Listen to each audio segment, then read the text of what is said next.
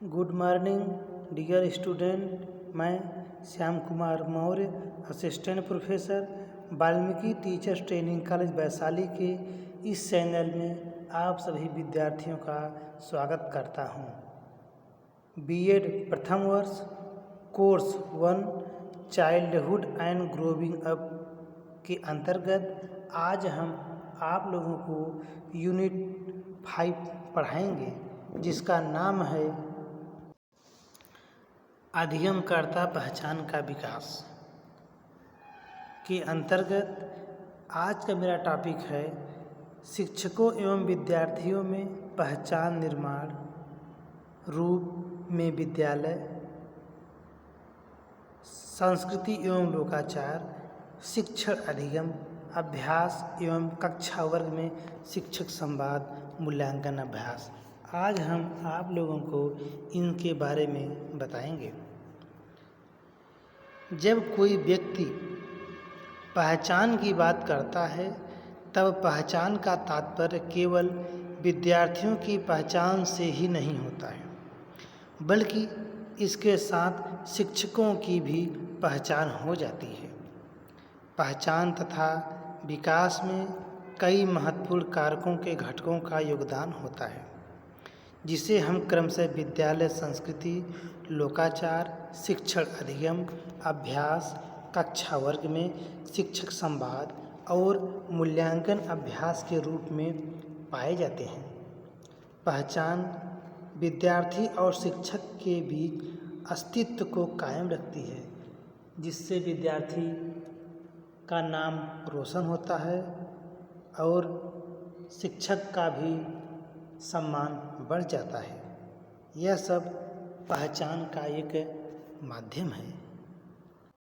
School विद्यालय पहचान के निर्माण में योगदान देने वाले सभी घटकों में विद्यालय का महत्वपूर्ण स्थान है।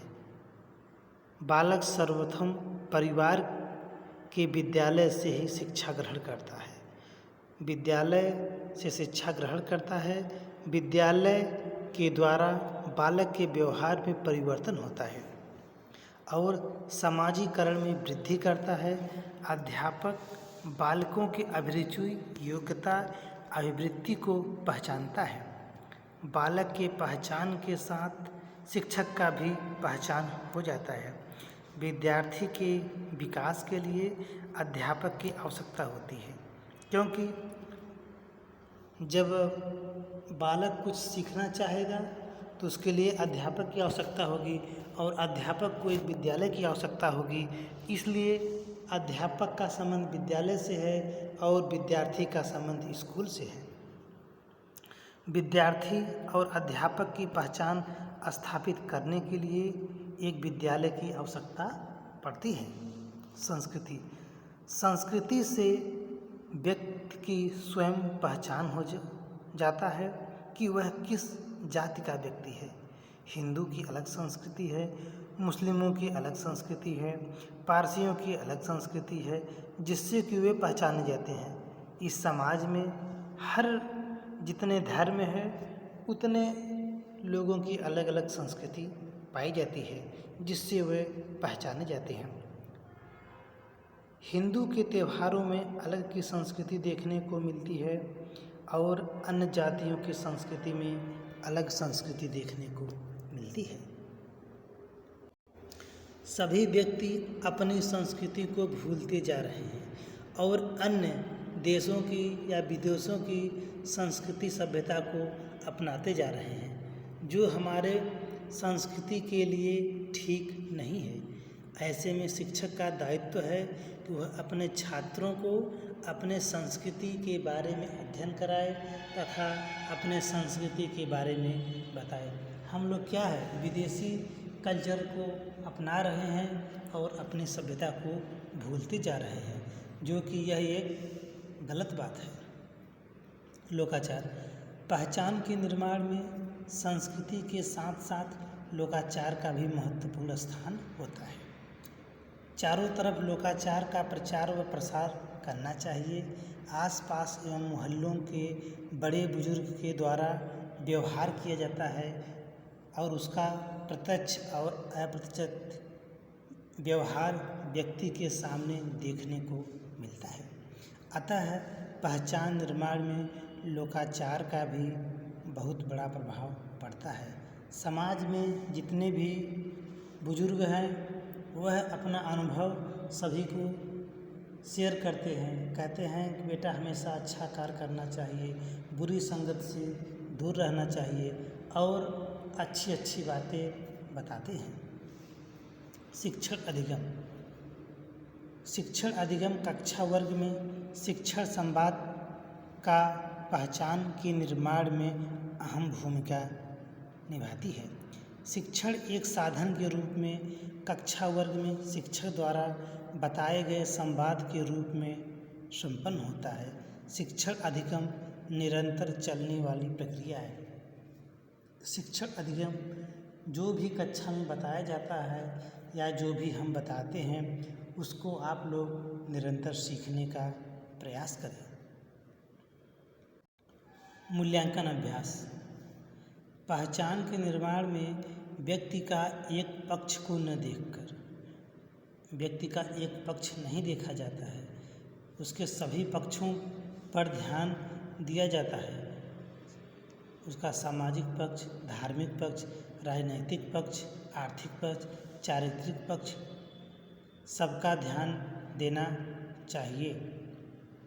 उसका अनावश्यक व्यवहार के पक्ष में मूल्यांकन नहीं करना चाहिए।